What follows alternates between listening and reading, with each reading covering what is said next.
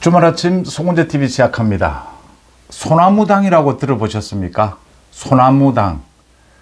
총선이 이제 한 달여 앞으로 다가오면서 총선 관련해서 뉴스가 쏟아지고 있습니다.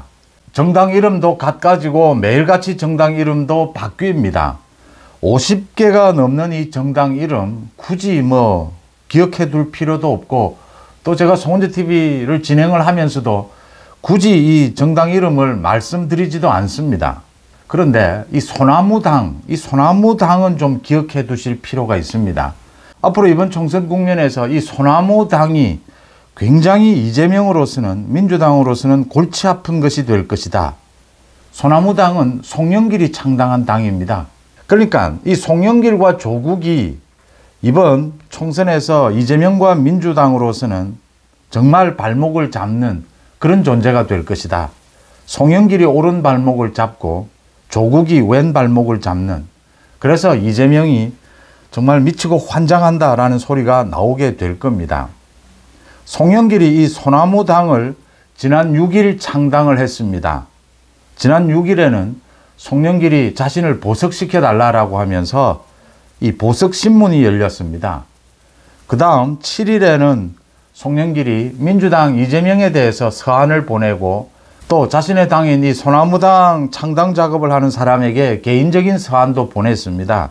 이재명에게는 민주당 위성정당, 민주당이 만드는 그 위성정당에 소나무당도 참여를 하겠다, 정식으로 협의를 하자라고 했고, 이 정당 관계자에게 보낸 서한에는 자기가 광주나 목포 지역구에 출마를 하겠다, 옥중 출마를 하겠다라는 뜻도 밝혔습니다. 송영길의 소나무당에 대해서 한번, 이게 워낙 뉴스가 쏟아지다 보니까 크게 관심이 없이 넘어가는데 이거 아주 중요한 부분이다라는 것이고요. 오늘 주말입니다. 송은재TV 멤버십 회원에 많이 가입해 주실 것과 구독, 좋아요 눌러 주실 것을 당부를 드립니다. 많은 분들이 회원 또 구독자로 가입을 해 주셔서 많은 댓글을 남기고 있는 것 제가 잘 보고 있습니다. 어제는 회원분인 소연 회원님이 이런 댓글을 올렸습니다. 개딸들이 이재명, 저런 범법자 이재명에 대해서 개딸들이 어떻게 보고 있느냐. 이재명이 많은 문제가 있긴 하지만 자수성가를 했고 일은 잘하지 않느냐. 그래서 개딸들이 지지를 한다. 이런 댓글을 올리셔서 제가 잘 읽었습니다. 저도 오래전에 민주당의 현역 의원과 통화를 하면서 이런 이야기를 들은 적이 있습니다. 이렇게 묻게 되는 것이죠. 저렇게 사법 리스크가 큰 이재명, 이 개인적인 자기 관리에 문제가 있는 이재명을 왜 민주당은 저 부분을 정리하지 않느냐.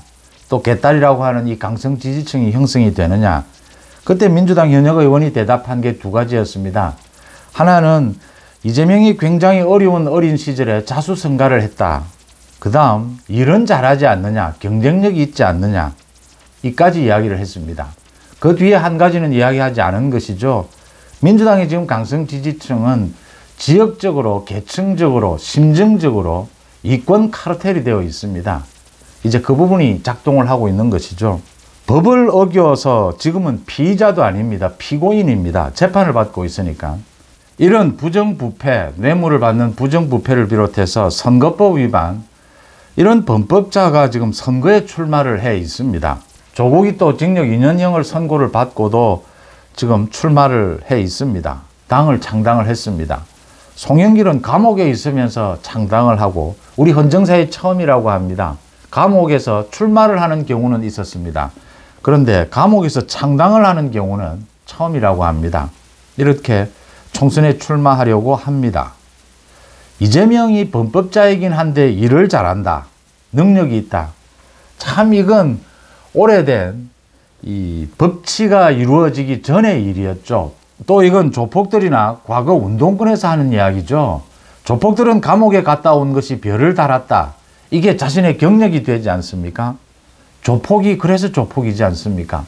과거 운동권에도 이런 것들이 있었습니다. 민주화 운동을 하다가 감옥에 갔다 온 것이 자랑스럽게 여겨지는 그런 과거의 역사가 있었습니다. 또 법치가 정립이 되기 전에, 근대적인 법치국가가 만들어지기 전에 과거 500년 전, 1000년 전에 동서양의 역사를 읽어보면 도둑질을 하는 것도 능력이다, 이렇게 여기던 경우도 있었습니다. 도둑질을 하는 것은 능력이 아닙니다. 그렇지 않습니까? 그렇게 되지 않는 것이 이제 법치국가이지 않습니까? 3, 400년 전에 근대적인 법치국가가 형성이 되면서 도둑질은 능력으로 보지 않는 것이 일반적인 상식이 됐습니다. 아직도 이재명과 개딸들은 이런 조폭 같은 생각, 조폭 같은 행태에 머물러 있다라고 하는 것이고요. 저는 이번 총선이 한 달쯤 남았습니다. 법을 어기는 사람, 법을 무너뜨리는 사람들과 법을 지키려고 하는 사람의 대결이다 이렇게 봅니다. 가장 대표적으로 이재명, 조국, 송영길은 법을 어기고도 지금 선거에 출마해 있습니다. 한동훈 위원장은 법을 지키려고 하는 사람입니다. 한동훈 위원장은 공천을 하면서 지금 여러 명의 경우가 드러나고 있습니다.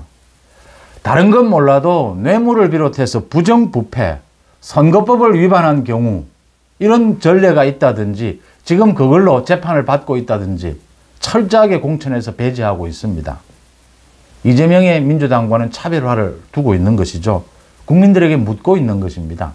법을 어기는 것을 능력이라고 생각하는 사람들은 감옥에 보내야 합니다. 그래야 법치가 서는 것이죠. 저는 그 부분이 선명하게 대립이 될 것이다라고 보고요. 조국과 송영길 때문에 이재명은 앞으로 한 달 동안 참담한 실패를 보게 될 것이다. 이렇게 읽습니다. 먼저 송영길부터 말씀을 드리겠습니다. 송영길이 지난 6일 창당 작업을 완료를 했습니다. 이 당의 이름을 소나무당이라고 했습니다. 전에는 정치검찰해체당이라고 하더니만 이제 소나무당이라고 했습니다. 소나무, 늘 푸른 소나무죠. 자신이 이야기를 합니다. 이 편지에서 배반의 시대에 변치 않고 흔들리지 않는 소나무처럼 새로운 정권 교체의 희망나무를 광주에 심어보자. 이렇게 이야기를 했습니다. 그러면서 자기가 광주 아니면 목포에 출마를 하겠다라고 했습니다. 이 송영길이 이제 민주당 이재명에 대해서는 우리가 굉장히 오랫동안 우당 아니냐, 친구 아니냐, 민주당과 수십 년 동안 불가분의 인연을 맺어왔지 않느냐라고 하면서 이재명에게 이 위성정당에 참여할 수 있도록 협의를 하자라고 공식적으로 제안을 했습니다. 그러면서 자신의 지역구 출마도 개인적으로 밝혔습니다. 지난 6일 있었던 자신의 보석신문에서 자신도 보석시켜달라. 조국은 2심에서 유죄 판결을 받았는데 지금 정치활동을 하고 있다. 자신은 아직 1심 재판 중이다. 자신을 왜 구속시켜서 정치적인 활동을 막느냐 이렇게 주장을 했습니다. 이 보석신문 결과가 어떻게 나올지는 지켜봐야 될 부분이지만 송영길이 자신의 혐의 돈봉투 게이트를 인정하면 보석될 수 있는 가능성도 좀 커집니다. 그런데 송영길의 이 주장이 나름대로 송영길 입장에서는 꽤 이유가 있습니다. 일반 사람들도 생각하게 됩니다. 조국은 왜 구속이 되지 않고 송영길은 구속이 됐을까? 이재명은 대장동, 백현동, 위증교사, 선거법 갖가지 재판을 받고 있는데 어떻게 해서 구속이 되지 않았나? 개인적인 사유도 다를 것이고 이 죄질도 다를 것이고 사정이 모두 다를 겁니다. 그래서 일률적으로 이야기하기는 힘들 겁니다. 그래도 일반 국민의 상식은 똑같은 놈들인데 왜 송영길은 구속되고 조국과 이재명은 구속되지 않느냐? 또 구속되지 않았다라고 하더라도 검찰의 수사 중인 피의자도 아니고 피고인입니다. 재판을 받고 재판 결과까지 나온 피고인입니다. 피고인이 이렇게 출마를 해도 되느냐? 당을 창당하고 이렇게 출마를 해도 되느냐? 과거에는 이런 일이 없었지 않느냐? 그러니까 재판이 모두 끝나기 전까지는 무죄 추정입니다. 우리 헌법의 원칙입니다. 무죄 추정이 되더라도 각 정당에서 이렇게 재판을 받고 있는 사람들, 피고인에 대해서는 공천을 주지 않았습니다. 대부분 그랬습니다. 그런데 이번에는 이재명 자신이 자기를 공천 줘야 하기 때문에 재판을 받고 있는 사람이나 판결이 나온 사람도 모두 문을 열 수밖에 없습니다. 이재명 기준으로 보면 모두 그렇습니다. 그래서 송영길이 감옥에서도 출마하고 조국이 지금 2심 판결이 나왔는데도 출마하는 이런 상황이 된 겁니다. 김명수 사법부에서 가급적이면 구속시키지 말라라는 예규를 만들었고 바꿨습니다. 그래서 지금 많은 판사들이 정치권의 눈치를 보면서 가급적이면 구속을 시키지 않으려고 하면서 조국과 이재명, 송영길과 달리 구속이 되지 않는 이런 어처구니 없는 상황이 벌어졌습니다. 조국은 이제 당을 만들어서 비례위성정당만 만든 겁니다. 지역구는 출마를 하지 않습니다. 그런데 민주당과 거의 반을 나눈다라고 합니다. 지금 조국이. 지지율이 그렇게 나옵니다. 그러니까 민주당 쪽 이 비례위성목 이 부분을 갈라먹게 하는 것입니다. 이재명이 지금 이 조국과 송영길을 내칠 수도 없고 그렇다고 받아들일 수도 없고 지금 애매한 입장입니다.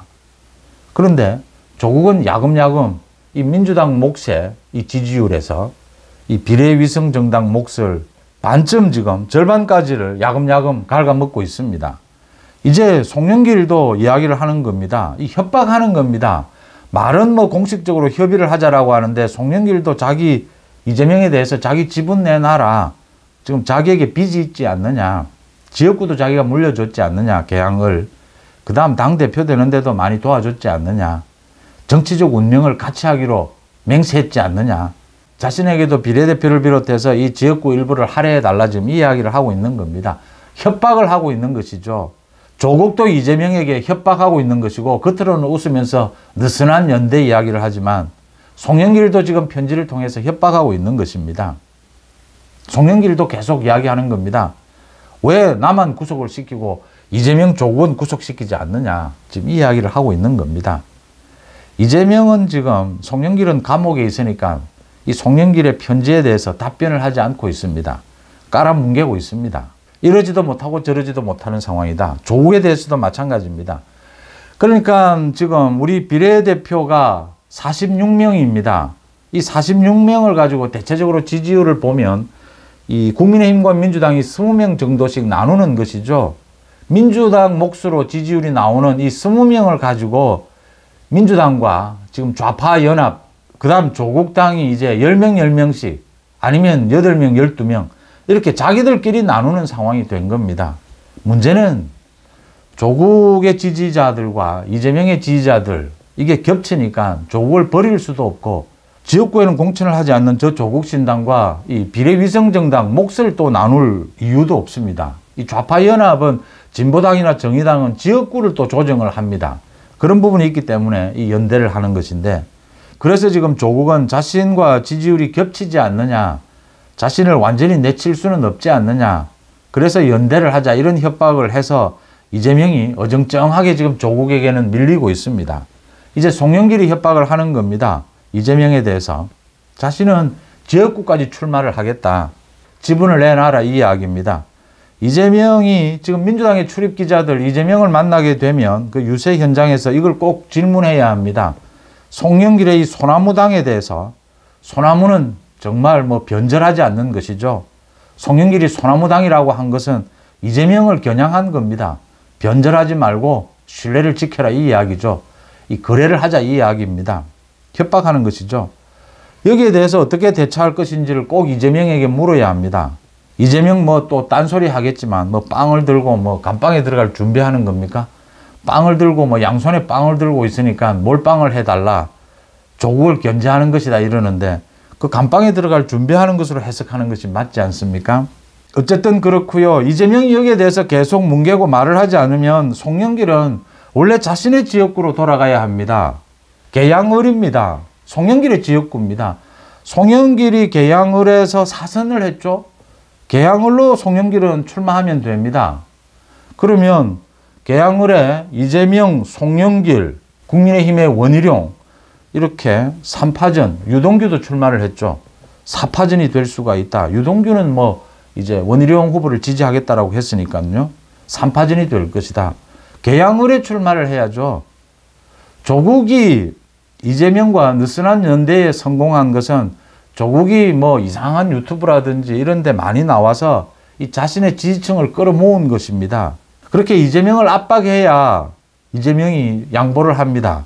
송영길 더 세게 해야 합니다. 뭐 목포 정도 이야기하면 안 됩니다. 계양을에 출마하겠다. 그러면 이재명 참 환장할 겁니다.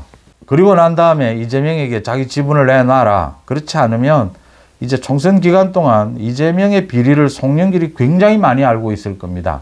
알 수밖에 없습니다. 그 이재명이 대권 후보가 되는데 또 당권을 쥐는데 그 다음 자신의 지역구를 물려주는데 송영길과 긴밀한 관계를 맺어왔습니다. 이재명이 대권 후보가 되는 과정에서 이해찬, 송영길 등과 어떻게 이권 카르텔을 형성했는지 이런 부분들을 폭로하겠다라고 해야 이재명이 조국에서처럼 송영길에게 양보를 할 것이다. 이재명과 송영길, 조국, 이 범죄자들이 펼치는 이런 정치 행태를 계속 한 달 동안 지켜봐야 합니다. 그 결과는 이재명이 참담한 상황을 맞게 될 것이다 라고 하는 것입니다.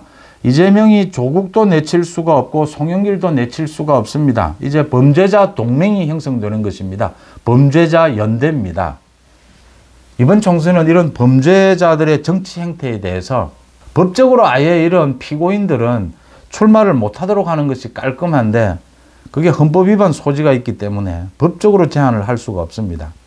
그래서 각 정당마다 공천에서 이걸 제한해 왔는데 이번에 다 무너져 버린 것입니다. 이제는 유권자들이 직접 이 이재명, 송영길, 조국 이런 범죄자들의 출마 행위에 대해서 철퇴를 내려야 될 때다. 이 범죄자들은 서로 이제 자기들끼리 물고 뜯고 싸우는 이런 상황이 되어가고 있다고 하는 점입니다. 주말 아침 송은재TV 마칩니다. 고맙습니다.